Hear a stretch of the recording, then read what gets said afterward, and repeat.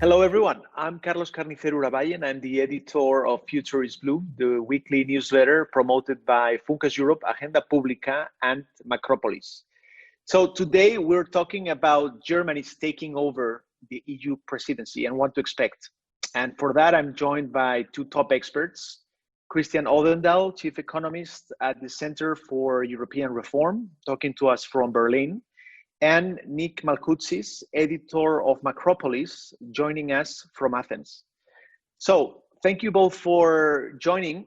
And the first question I have for both of you is simply what to expect from Germany's leadership. Germany is taking over in a critical moment in Europe with the worst economic crisis ever. And Germany is willing to help. But how? How can Germany help? So Christian, how is Germany willing to lead and help Europe at this critical moment? So first of all, thanks for having me. Germany is taking over at a very crucial time. I don't think that was entirely predictable, but this period now requires a very strong moderator and compromise builder. And I think this is where Germany will probably generate the most value. Germany, in particular, in the person of Angela Merkel, has proposed a relatively bold recovery program for Europe early on. It seems politically she's fighting for it, so that gives her the credibility that she's not just a moderator but stands behind this idea. And the 6 months period is not a very long one to craft such a big recovery program, but at the same time we need it sooner rather than later. So the time pressure, I think, helps. All right, thanks. Nick, what are we need a consensus builder, like Christian just said. So would you agree with that? Well, I absolutely agree with Christian that this is an opportunity for Germany to sort of build some consensus. And of course, timing is everything. And if we were sitting here a year ago, the agenda, the needs would be very different. For me, there are two wounds, if you like, that the EU has to heal in the coming months. The first one is from the coronavirus, in the sense that although I've seen over the last few days a lot of graphs comparing us, Europe, to the United States, and a bit of schadenfreude going on there about how well we've done in comparison to the US, I think if we're honest with ourselves, Europe fell well below the standards it should have set in terms of dealing with the challenge of the coronavirus in a public health sense. There are obviously some success stories, but overall, given that we were supposed to have been prepared for something like this in terms of coordination, in terms of joint up policy making, common approach, solidarity, always on the public health front, we really failed the test. So I think that's left some scars. And the other one is obviously on the economic front.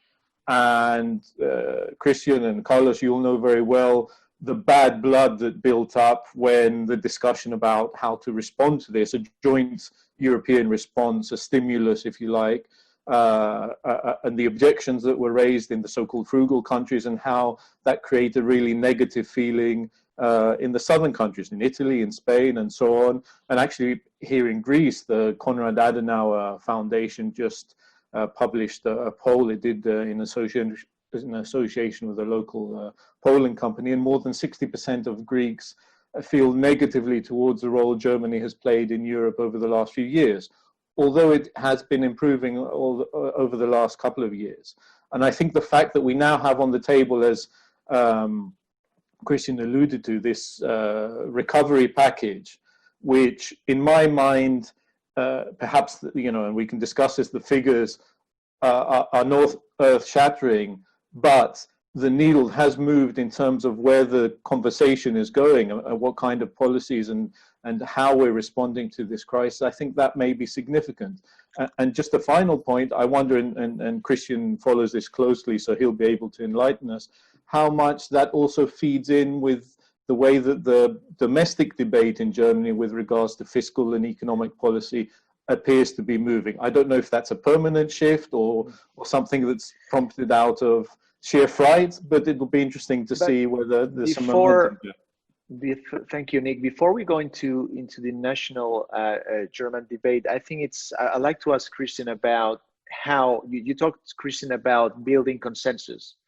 And now, as Nick was saying, there's been some tensions between North and South, or between some members of the northern part of Europe and the South. And we have 4 member states saying no to the biggest package Europe has ever put together to respond to this huge tsunami. So how can German leadership convince these 4 frugals in terms of, we need this to happen in July, it's urgent, and everything is at stake? So I think the initiative from Macron and Merkel was quite different to previous proposals on, for example, Eurozone reform, right? This time around, it was not originating somewhere else, and Germany agreed, but it was very much a German program right from the start. Angela Merkel prepared the ground well in terms of talking to all 25 other heads of state before it was announced. There were no press leaks or anything. That is quite an achievement to begin with. She prepared it domestically quite well. So that alone shows you that there is a lot more genuine leadership from her and a lot more political weight from her behind this proposal. Now, of course, the frugal 4 are, driving up the price of their consent to such a big program. But I don't expect them to block this in the end. There is enough political pressure on them to agree, and currently, at least, they're using that to negotiate the terms that they would like to see. For example, a larger proportion of loans instead of grants, which sort of undermines the solidarity aspect a little. Then the issue of conditionality. What do we want to spend it on? How strict are these conditions applied? Who is in charge of deciding whether the conditions have been met, and so forth? There are lots of open questions, right? It's still to be discussed, even in the EU Commission's proposal. So, they are just with their current refusal, at least, driving up the price and using that to negotiate. But I'm not expecting that to lead to a veto from them or anything. And I think the Germans have made very, very clear that this needs to be decided in July. And I think if the biggest countries in Europe, and particularly Germany and France combined, put a lot of determination behind something, they do have the means to politically force this through, right? They will try to be as much of a consensus builder as possible, in the end find a compromise, but they are also willing and able to exert political pressure. And I think that will happen. So, Nick, this is going to happen this should happen in July. Christian is saying these 4 member states are negotiating. They are not willing to just block Europe from responding to the biggest challenge we ever had. So what's your reaction to that? Yeah, I think one of the interesting things over the last few months, and we mentioned, the resistance that came from some countries, particularly in this case, the Netherlands. But I think even the Dutch realized, and this was a result of the reaction to their position, which in many southern countries came off as sort of cold and brutish and uninterested and not in keeping with the nature of the crisis, because we're talking about, an external crisis that affects everyone, perhaps not equally. Perhaps, the southern countries which have weaker economies will be affected more, but nevertheless affects everyone to a great degree. And we saw the Dutch starting to sort of moderate at least their language a little bit and start to become a bit more careful in how they position themselves. And it's interesting to hear from Christian that, he believes that there's this driving force at the center of this, the Merkel-Macron pact, as it were, that will push this through. And I think, again, that will be really another watershed moment for Europe, because if we go back, a few years and look at the years of the debt crisis, certainly in Greece, there was always the impression that other countries, smaller countries, whether it was the Slovakians, the Finns, or whoever, were doing a bit of the front running for the Germans. The Germans were sort of hiding a little bit behind, these countries that were taking a hardline stance. So if in this case we see actually that these countries don't have the support of a key ally like Germany, again, it changes the dynamic within the EU and certainly within the Eurozone. And again, that's, for me, it's another moment of progress, if you like. There's been, Chris, there's been arguably a shift in terms of Germany's position in Europe and Germany, because looking back to the Euro crisis, and I think Nick was pointing out this, we saw Germany, first of all, we heard of doing too little, too late, so reacting much slower, being reluctant to engage in some forms of solidarity, whereas now, we were talking about the Frugal Four, but Germany is not joining them in blocking or being a skeptic about what needs to be done. So I wonder what's behind this shift. Is it because Merkel is leaving next year? Is it because this is too big of a crisis to play with? Why is that? So I think there are three reasons for that. One is that this crisis is completely different than the Euro crisis. Right? The Euro crisis hits the German public debate as a sort of public debt issue that a big chunk of the German conservative press had always warned about when it came to the euro as a common currency in Europe. It was seen as a sort of problem of competitiveness. These were the sorts of debates that were happening right from the start. So reacting to that as a politician at the time was challenging. Right? I think Merkel and Schäuble should have done a much better job in explaining what's going on and not hiding behind that narrative, but that was sort of the nature of the crisis made that difficult. This crisis hit us as a health crisis. The way it hit us in Germany in terms of the debate was we saw the incredible human suffering in Italy.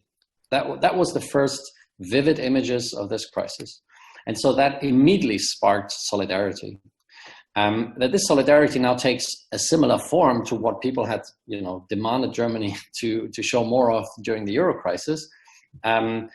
It doesn't change that. The impetus was a different one. The crisis is a completely different. The second reason, I think, is that the debate in Germany has shifted a little, that there's progress because there are, the old guard is retiring. There are other people coming, have different views, particularly in the economics community. There are lots of younger economists in the scene now, which with more international views, I would call it, shaping the debate. And the Social Democrats are leading the finance ministry, and they are more open to these ideas. And the third one is Angela Merkel, that she made the decision at the time in the Euro crisis that this is a crisis that needed a response that was strict enough to make sure that everybody contributes, because Germany cannot handle this alone. That was at least her thinking at the time, I think. And now the question is, okay, this is a moment where Europe needs to stand together at a time where Germany is increasingly on its own, or feels on its own. And the risk of Europe politically falling apart over this is way too high. I don't think it has much to do with her leaving office. I think she would have done this, would she be running another 4 years? But this is the time where she decided to spend her political capital on backing Europe on this. And I think that is to be applauded. Nick, do you want a final word? Yeah. The risk is too high, and that's why, there are other reasons as well, but we are seeing Germany acting differently, and this is very timely because now they're taking over the EU presidency. Well, I think that we got an idea of how significant the moment it is for anyone who knows Christian, follows his work and his comments closely. Almost some praise for Angela Merkel after all these years shows how significant the shift we're talking about. But seriously, I agree with everything that Christian says, and I think he summed it up very well. The one other element I would add from, injecting perhaps a sort of Southern Europe perspective is the fact that for once we saw the Southern European countries stand for a particular position, the same position, a common position that we need more solidarity. We don't need more loans. We need grants and so on and so forth, in a way they hadn't done in the previous crisis. In the previous crisis, and it was always a bugbear of mine, was that, Spain was saying Spain is not Greece, Portugal was saying Portugal is not Greece, so on. Yeah. And I understand the reasons for that, and often, the successive Greek governments did not help themselves at all. and that's fair enough.